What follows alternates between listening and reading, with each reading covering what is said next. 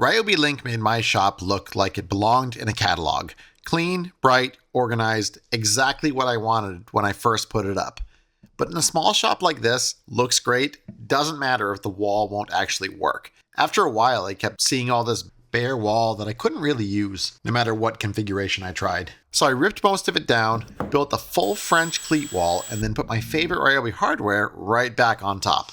Now, when I first installed the Ryobi LINK system, it was perfect for where I was at. It's really no secret that I love Ryobi tools. I love the green, and the LINK system goes up fast and looks super sleek. If you just want to get organized quickly, LINK does that really well. For a lot of people, Ryobi LINK by itself will be exactly what they need. The more I used it, the more I noticed that there were these weird pockets of dead space, odd-shaped tools that didn't quite line up with the grid, spots where I wanted to move something just a little bit, but the pattern wouldn't let me.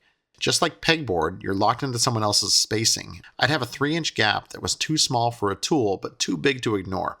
Or I couldn't put a certain tool next to each other because the notches just didn't allow it. There was nothing wrong with the LINK system, it just wasn't flexible enough for how I needed to use the wall. Eventually, I stopped rearranging brackets and admitted it. I needed a system I could customize more than the fixed grid. So I did the scary thing and started over. French Cleats gave me what I was missing. Side-to-side movement and total control over every inch. If I needed to slide something half an inch to the left, then I could do it. And if I buy a new tool, I can build a holder out of scrap plywood in a few minutes, or let's be real, an hour, and drop it anywhere on the wall. It's the difference between a one-size-fits-all setup and something that's actually fitted to you.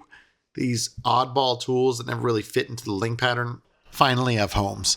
But there was one part of the Ryobi LINK system I didn't want to lose. The hardware itself is great. The hooks, the holders, grab tools, they work really well. And they're built to take abuse. So instead of tossing them in a bin, I found a way to keep them front and center.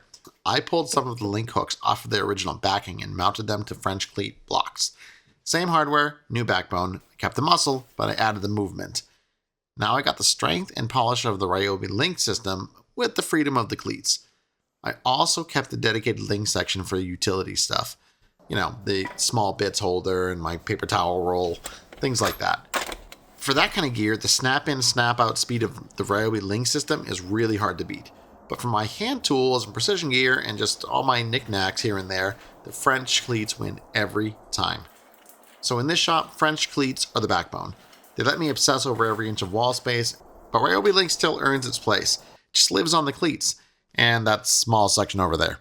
The grid is gone, the hardware stayed. And for the first time, the wall functions how I need it to function. If you like the clean, modular feel of LINK, absolutely keep using it. If you need a truly custom wall, don't be afraid to mix the systems. You don't have to pick one team, you can run both. The best setup is the one that lets you stop fighting the wall and get back to making. Or, not organizing your tools.